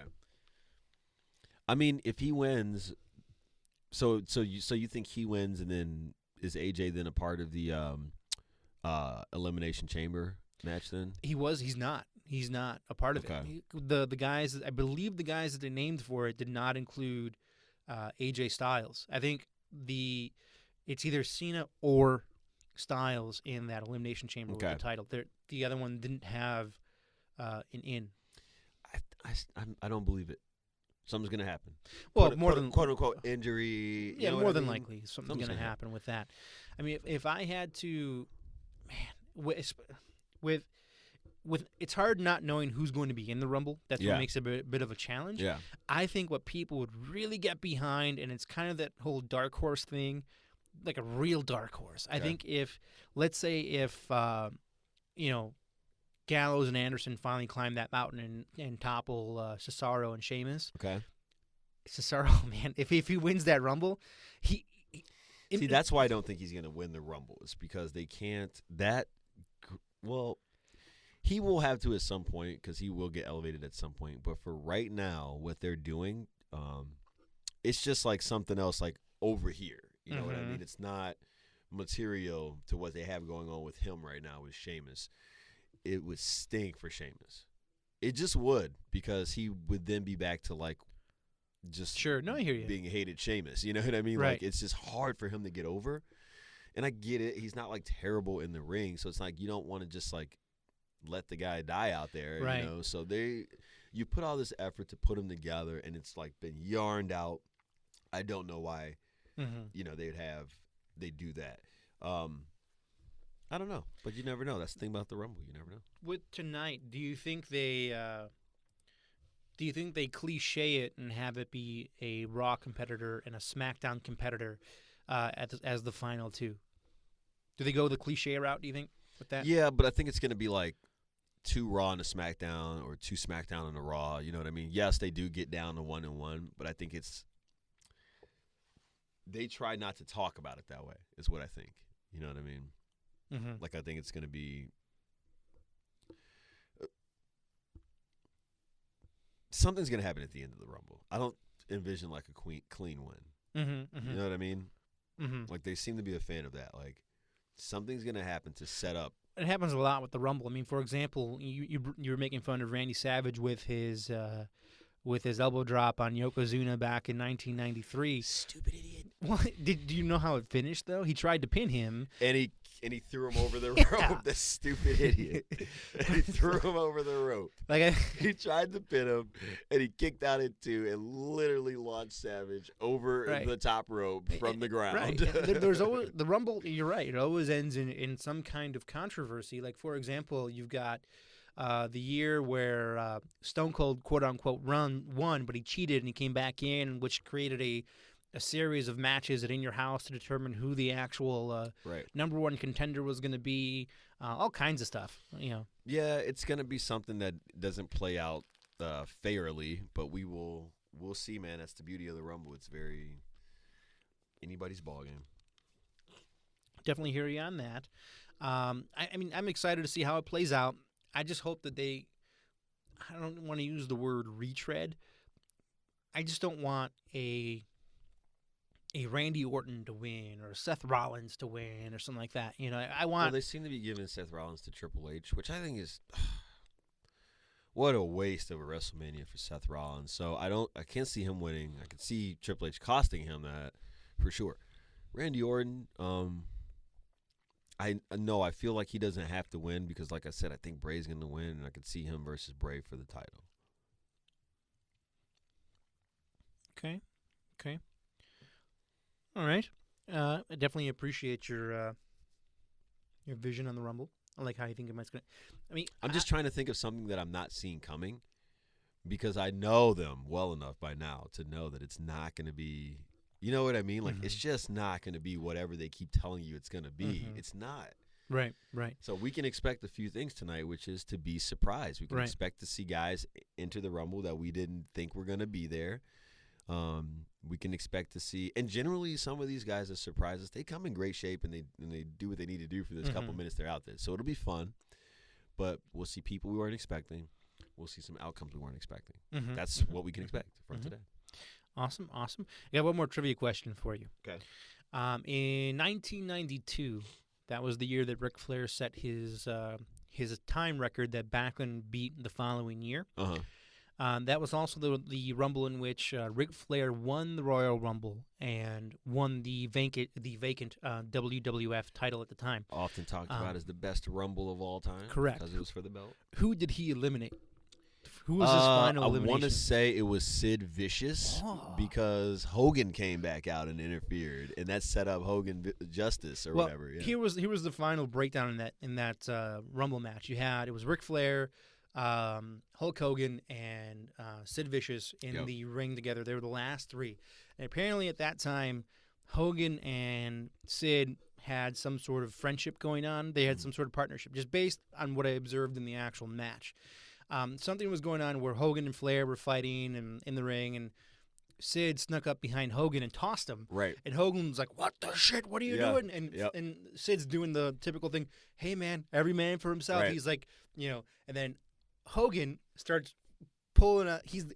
People call Flair the dirtiest player in the game. Hogan for sure. was even he when was he so was dirty. When, He cost him the match. When he was rocking the red and yellow, he was the dirtiest player in the game. They just never even spoke about question. that. He just cost him the match, dude. I know. Totally cost He's him. yanking on Sid's neck over the top rope, and Flair's like, "All right." Yeah. Which was so to think about it in larger terms, it's kind of like, yes, that's kind of like AJ Styles having the WWE title right now. But times like 100 when you think about Flair, who he was and where he came from and all the history that was there, it was not a light thing to put their belt on him. Not like one of their belts, their belt. Right. And they made him be the guy. And this is a dude that left WCW under duress, under bad, a strained relationship, and he actually brought their belt to WWE and was wearing it on their television show. That'd be like, so it's kind of like you'd be worried about all that kind of stuff. You'd be worried about that, and they still put the belt on him, and they let him eliminate Hogan to do it. Man, this is like crazy. That'd be like, you know, Batman having his way with the Hulk in a Marvel movie. It's like you let him in your movie and you let him get over on your guy. Right. You know, it's kind of like you know, the movies, right? Like Batman, like whoever the movie is for, the other guy is not gonna. You know what I mean? Like if this is a Batman trilogy, then Superman probably isn't gonna win. You know what I mean? This would be the akin to that. So it was a real shocker, and to literally give him the gold. I mean, and Heenan had a great call in that match. Yeah, he did. Speaking of the Rumble, before we move on here, what was? It doesn't have to be secluded to the Rumble match itself, but what's your favorite Royal Rumble moment?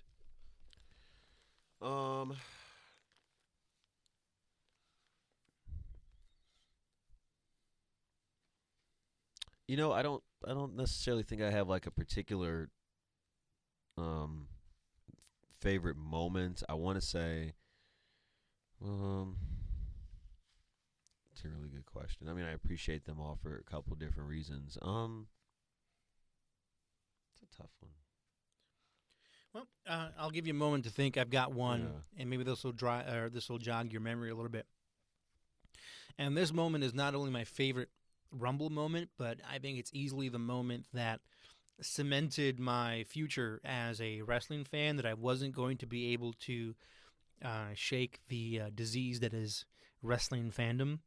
It was the Royal Rumble when it was Yokozuna versus The Undertaker in the double wide, double deep casket in the casket match. And then obviously all the superstars came out and helped Yokozuna dump The Undertaker into the casket. And then you thought everything was done. And you saw Jeff Jarrett prancing around there like he's hot shit. And all of a sudden lights start flickering and stuff. And you see the camera from inside the casket showing the Undertaker in there. In peace. And then all of a sudden he rises up out of the Titantron. I lost my shit. I was a little kid, and I'm like, well, I'll be watching this the rest of my life, you know? Yeah. Is that the same Rumble with the double elimination? It might have been. Okay. I can't remember. It might have been because that was what led to the SummerSlam. No, wait, it couldn't have been. It couldn't have been because that one was, well, no. It might have been 94. I don't know if it was 94 or not. I think it was 94, but I'm not certain. And then it was WrestleMania 10. And WrestleMania 10 would have been Shawn and Razor for the IC title with the first ladder match. And then obviously Brett and Owen opened the show, and Luger and Yoko fought first, and Luger got counted out, which was stupid. I think probably the double elimination was probably my favorite Brett and Luger? Rumble moment. Yeah, and that's why I was trying to think of at the same show, because I just remember that it was a unique situation in the fact that you had two faces, and it was like you know what I mean? Like it was like you definitely had the Bret Hart marks, you definitely had the Lex Luger marks, and Luger was gaining a lot of traction at the time. So it was interesting to think, oh man, how it was just not something familiar, which was cool for me. And then the whole well, how do we decide this, and what are we gonna do? And then that whole decision to not have a triple threat match, but to have two one fall matches was pretty interesting too. So I liked it. I liked it. And that Undertaker moment is kind of what led to it is what led to the Undertaker versus Undertaker at SummerSlam, right? Which is also one of my favorite WWE moments with not knowing what Paul Bearer was going to produce at SummerSlam, and all of a sudden, bong, and you get the silhouette of the Undertaker and the come on, man, like give us those days again, man. It's just I can't get over it. That's what Monday was for me with the gong, and then he just appears there, and he's just like death staring down Lesnar, like in the ring. It was freaking cool. It's like, so it's got me excited for tonight. So I think we've had about a year now coming up with WrestleMania of brand split action. Okay. I know we asked your grade earlier for the cruiserweights. What kind of a grade would you give to the brand split? They're a little thin. Okay. So I'm going to have to say a C. They are a little thin, but I'm giving them the C because I don't understand when they have they've got other guys. They've got guys at NXT that they can bring up, and so it's like, oh, you're thin, but you're not doing anything about it. So I don't know. I don't understand that. I obviously, as I said earlier, trust that they have a direction that they're trying to go that we'll all like eventually. But so far, so good. You have to stay committed to it. There's not a way to not do it at this point, so you've got to make it work. But there's a few things that they need to fine-tune, of course. I still think Raw is a little too long. I get it. Probably no plans to change that, but it is a little too long. It's a good idea because you give certain people a chance to get some recognition that they probably wouldn't have gotten any other way. So it's kind of like, if Charlotte's going to continue her domination and you only got one women's division, then where does that leave Alexa Bliss, right? So I like it because of the dual opportunity, but it can't be thin. So specifically, some places where they have to thicken up the tag teams, and more specifically on Raw, you've got to get more tag teams on Raw. They have to do something on SmackDown to counter the fact that Raw has the cruiserweights. You got to bring them there too. I mean, I don't know if that's what you do, but they seem to have a lot of cruiserweights, but they don't want to rely on a lot of them. They go back to the same dudes. So it's kind of like, okay, so that's maybe one division where we need to reassert that it's not thin, because you do have a lot of guys. But certainly the tag teams, you have got to get more tag teams on Raw.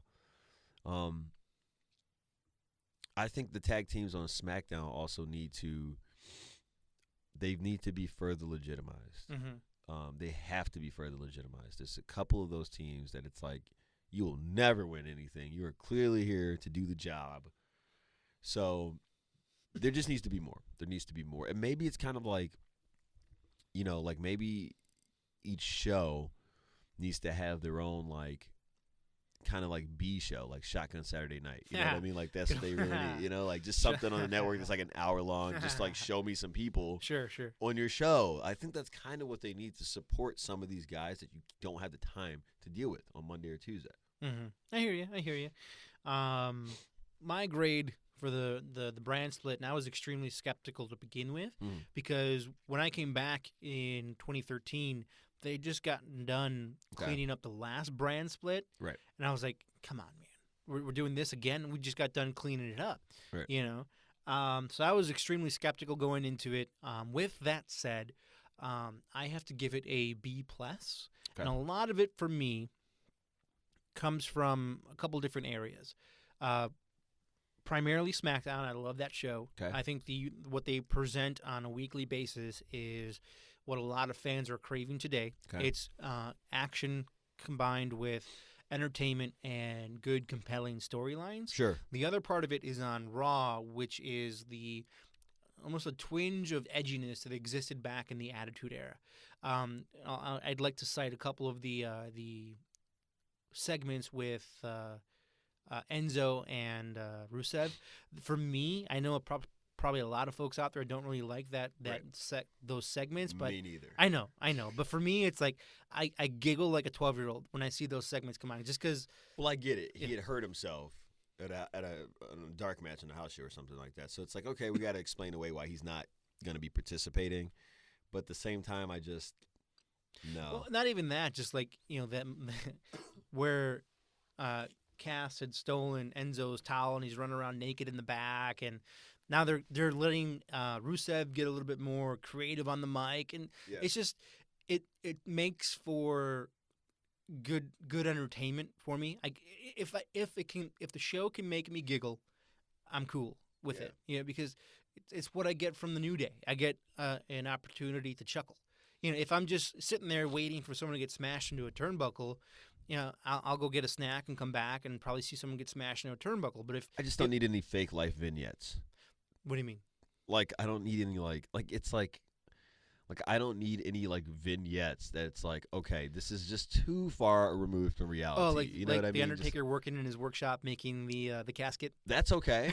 But what I don't want is come on, dude. He's not going to take a camera with him up to her room. You know what I mean? I don't know. Maybe he had a selfie stick on a GoPro or something. No, it's all too. It's a little. You can have vignettes; they can work. Shawn Michaels throwing Marty Jannetty through a window at the barbershop. That works. The Undertaker working on the caskets. That works.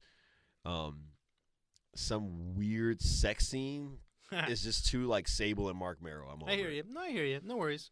So as we're getting closer to the end here, you doing okay over there, Mr. Ralph? No, I'm going to pass out right here. All right. From excitement. We should probably wrap this up sooner than I thought then. This time next year, who is SmackDown's title on? Who is Raw's title on? Again, and we talked about this before. Not a huge it's unpredictable and it's fixed. You know what I mean? So like, yeah. Even Now you're gonna get punched. You see that? So even if they decide this time next year we're gonna give the title to him, there's still injuries. The story could change. So it's not something that I would invest an answer in and say that I'm going to stick. Like, I don't know. I just don't know. No, I just don't know. Who should it be on? I mean, on each show? Well, I think that Sami Zayn is like Daniel Bryan Jr., right? Like he's earning it right now, but they're setting up for that little engine that could type of guy. Sure. And it's not his year to win the Rumble. But next year, I could see them doing the Shawn gimmick with him where he's number one. He outlasts everybody and he wins it, thereby getting the shot. Who knows? Maybe he's the dark horse this year. I don't think it's his time yet. They've got some other responsibilities to clean up first, but he's coming, though. I mean, it's clear to see in the way that they treat him that his time will be soon. I don't know if it's this year, but certainly I think next year. I don't know why you wouldn't have him start 1 or 2 and then win. So on the other side of things, on the SmackDown side, I would just say I think Randy's going to get back to the top. Okay. He has to. I mean, he has good runs left in him, and it's been a while since they put the belt on him. It seems logical.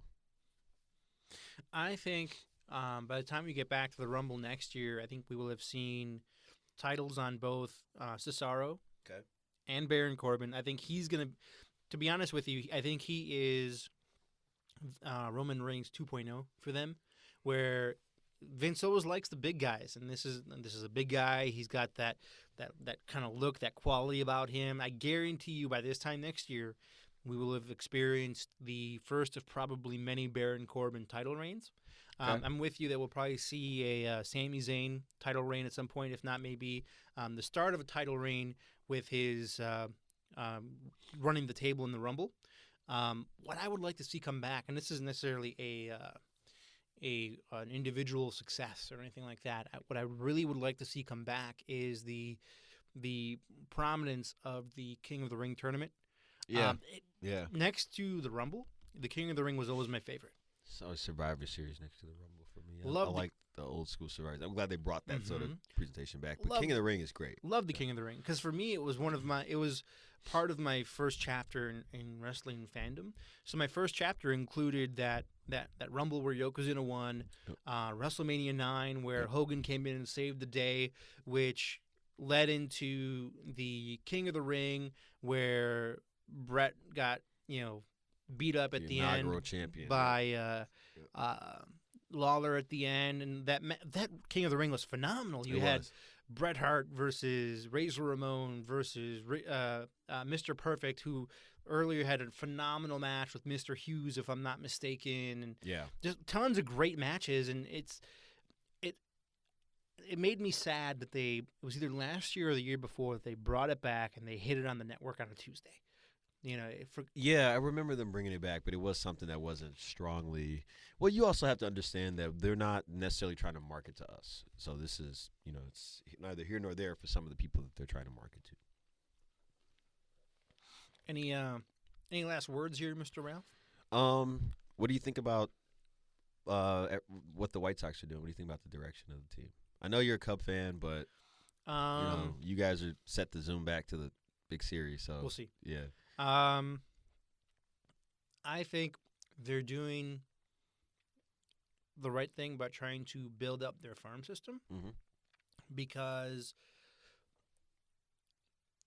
it's a lot of what I don't want to say it's a lot of what the Cubs did, but it's that. No, it is. It kind of is, yeah. It's that formula of let's build a good foundation and a good 4 walls, and then we'll find furniture to fill it in with later. You've got to commit to losing to win. Get rid of Quintana. Mm-hmm. Be done with it. You've gotten such massive hauls. I mean, what they did with Adam Eaton, look, you shouldn't be able to do that to teams. All right, that was them taking extreme advantage, and I don't even know why Washington did that. But off the heels of that, you've got to move Quintana too, and then you just really set up with the right guy like Renteria. He's the guy to bring along the younger guys. You guys use him in that same capacity, so you know. I think Renteria is going to end up being a sleeper for the White Sox. And it's more so of not a promotion. It's more so of an endorsement of Theo's talent evaluation, because he was Theo's guy. The only reason why they went away from Renteria was because Madden came available on the market. He put the feelers out there too after coming here. They're taking him back to O'Hare in a limo, and he's like, dude, I could do this every day. Right. That's all it takes. It's like if someone's got me doing something and all of a sudden Ralph comes available on the market. It's like, well, Nat, it's been nice knowing you. We're going to take on Ralph over here. So, I mean, they didn't get rid of Renteria because he was doing a bad job. They just got rid of Renteria because a better option became available. So I think he's going to do wonders for the White Sox. He's only going to get the team to some place the same way Lovie Smith was let go in Tampa Bay for the same reason. You got the team where you were supposed to get them, and quicker than we thought, but there's going to be somebody else to take us from there. What do you think about the Bulls? I mean, it's a mess right now. I right? love it. Is it? I love the disaster. No. It's like I'm not even gonna compare it to a train wreck because. So you remember that dumpster fire you were talking about with the Ascension that's rolling down the hill and the brakes are broken. Yep. And you know that train wreck that happened over there. That train, its brakes are broken. It's gonna hit the dumpster fire, and that's what the Bulls are. Listen. I don't know how you can remain objectionable when you're like best friends with your working people. You know what I mean? Like Reinsdorf is buddy with Gar and Paxson, and they're buddy with the same way with Kenny, with their Iowa State guy that they brought in Hoiberg. And you're right, same way we can. So there's a lot of people within both organizations that are just there, because of that friendship. It's going to be hard to remain objectionable, but at this point, it's kind of like. I don't want to see those teams run like a business anymore. I want to see them run like teams that want to actually win instead of just figure out how many butts we can get in the seats without paying for anything. But more importantly, the Bulls, it's the same advice I have for the White Sox. Commit to losing. Scrap it. Get rid of your GM. Get rid of your coach. But even if you do all that, everybody's still working for Jerry. So I guess what I'm asking is, Jerry, think about selling the team. Think about selling both teams, please. I hear you. Please, Jerry. Any thoughts about the Blackhawks? It's been a tough week, but I mean, any other thoughts about, where they are at right now in their season? No. Okay. I've been so inundated with things out and about that I barely even got time to catch that Instagram post from Rajon Rondo, so I'm barely with anything at the moment.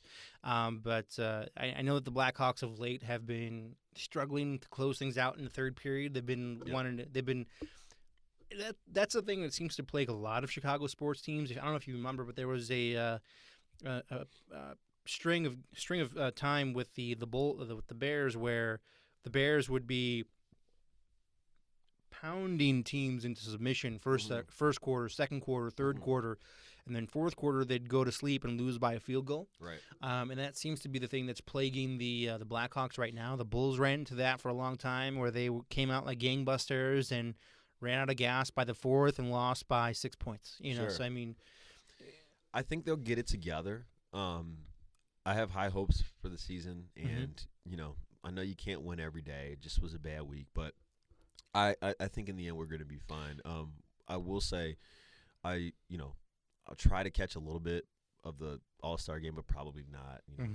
But I was watching Kansas and Kentucky, which phenomenal win for Kansas, by the way. That was a heck of a game, and it was as exciting as it was billed. So rock chalk, everybody. But as I was watching that, the bar also had the skills competition on, and I'm just going to say Tavares is ridiculous. The Rangers got themselves something special there. I'm watching this dude. just go top shelf corner like it's nothing, hits the bottom post. I mean, like like the drill where he's got to like hit the puck into the 4 different places. That's nastiness right there, dude.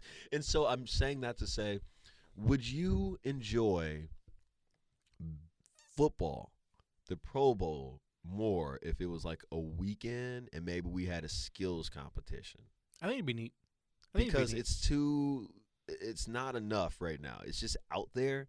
Doesn't really mean anything. I hear you. If you're in the Super Bowl, you're not going to that anyway. Don't you want to see Odell Beckham try to catch some shoestring catches down the sideline? Like, you know what I mean?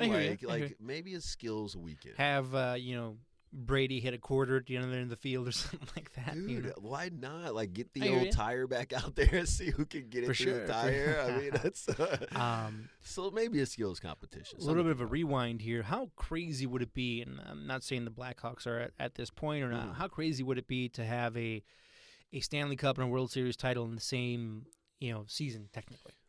It would be a phenomenal win for the city. Yeah. It would be crazy to think about the fact that we're living in this wonderful era where we've seen multiple Blackhawk championships, and then we would have to have that happen. We would have seen multiple, and maybe I guess I should say next year if they can get there again. Just to think about, you would be living in an era where you would have seen multiple Cubs.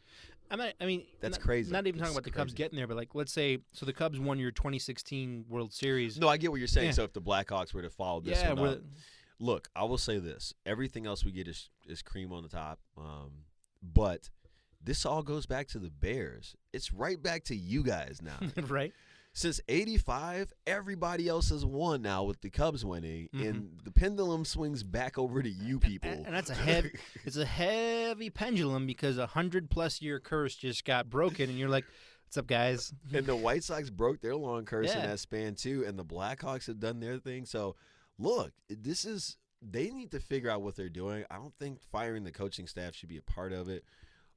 I understand some people are, still higher up on the management than I am. But again, this goes to the people that own the teams in Chicago, the McCaskies. It's a business. I want to see a team that wants to win football games and not care so much about. Now, I understand you have to make a buck at the end of the day, but they're in a tough city, and if you want to keep bringing people to Soldiers Field, don't do it. Yeah, you're gonna have to figure out a way to stay competitive. We can't keep taking those licks from Green Bay and just expect the fan base to always be there. I want to see Theo run the Bears, and here's why. Oh man, that'd be great. Here's why. I'm not just being a meathead about it, and there's a little bit of meathead twinge to it, but Theo he's an avid participant in fantasy football. Right. He's won his league numerous times. Yeah. So obviously he knows how to juggle football data. So give him actual real players and see what he can do. But, it goes back to ownership. Oh, sure. Are they willing to spend the money? And the McCaskies just aren't willing to spend the money. So it's going to be hard unless you have somebody like Lovey to I get it. You want to build a team around defense. We don't necessarily need a great quarterback. We'll have a great running back and a great defense. But you know what? We're just really far from where we need to be. Absolutely. And it's depressing. It hurts, This is not that kind of town where you keep taking them on the chin like that. I hear you. When you got Green Bay a step away from the Super Bowl, they're up the road. People are pissed about this. We want our glory too, and I'm one of them. It's like we've been pretty patient with you guys, and it's our time. We need something. I agree. And on that note, I think we're getting to the point where we're probably going to get kicked out of the studio here in a few minutes. Do we have an email? We do have an email. It's the Undisputed Podcast at gmail.com. You can email us there, any feedback, any discussion topics you'd want us to bring up on the show. Eventually, at some point, Ralph and I will get around to creating those dream matches. If there's a match you want us to recreate that never had the opportunity to take place, we'll do that. If you have a suggestion for somebody that we can interview as a guest, and you have the hookup for that, shoot us an email. Again, it's the Undisputed Podcast at gmail.com. You can get a hold of myself and Ralph through that. You can also throw in some comments on YouTube as well. Did you have any Did you need to do any airing of the grievances? I think I have to air a grievance against myself. Okay. Okay. It has to do with our chili cook-off that we had today at church. Okay. It just so happened that my chili happened to be the first one in the line of chilies that you could sample, right? Yeah. But not only was mine the first one you could sample, it was also the spiciest one that was present, and it wasn't just spicy. Sweating. It was sweaty spicy to the point where I sabotaged number 2 and number 3 because they couldn't be tasted. So this may or may not have been done on purpose on my behalf. Because last year I placed pretty well. I tied for 3rd. This year I went in with the intention to blow people's asses off. Yeah. Like literally, like tomorrow, half the congregation's not going to be at work because their ass is on fire. That was the whole point of today. And I may have gotten a bonus where I sabotaged number 2 and number 3 and potentially number 4, even though number 4 they placed second, if I'm not mistaken. June Jensen, number 4 chili. It was was one of the ones I voted for. It was very good. I did not vote for that one. I voted for number 10, which belonged to Sean O'Dario, who's my mentee. I voted for his dad's chili, number 11, come on. O'Dario. It was very good chili. You can't I only have puff one. up Joe like that. I know, it'll go to his head. I only have one grievance to air, and it's a really small one, but nonetheless, here it goes, and then I'll hop off of my soapbox. But, for as many people as we get there at church on Chili Cook-Off Day, it's like, I've never seen you before, and I'll probably never see you again after this. It's like, we're the nicest group of people. We have you guys there for some fun stuff. Mm-hmm. Like, you think you could show up at a time when it's not like food or an activity specifically geared at you? Like, can you just come here and praise one Sunday? Like, is that okay, or no? Do we have to have a chili cook-off? I was actually going to make a joke about this either at some point with somebody from church, but most churches celebrate 2 holidays, which is Easter and Christmas. We have a 3rd, which is chili cook-off. Yes. Yes. Which it I happens woke to be, up this morning knowing that my butt was in trouble, but that's all right. And we'll leave it on that note again. This is the Undisputed. If you have anything you want to share with Ralph and myself, that email again is the undisputedpodcast@gmail.com. And again, for all of you out there tonight, please enjoy your Royal Rumble tonight. If you're out driving about, please drive safely and don't be an ass on the roads, okay? Otherwise, Ralph is going to air his grievance about that too. Ralph's probably just going to, go watch the Rumble. There we go. All right, folks, thank you very much for taking the time out to listen to us today. We hope you will join us next time. And I'm Nat Garofalo. That's Ralph Lark. We are making wrestling great again. We are the Undisputed, and we are making wrestling great again.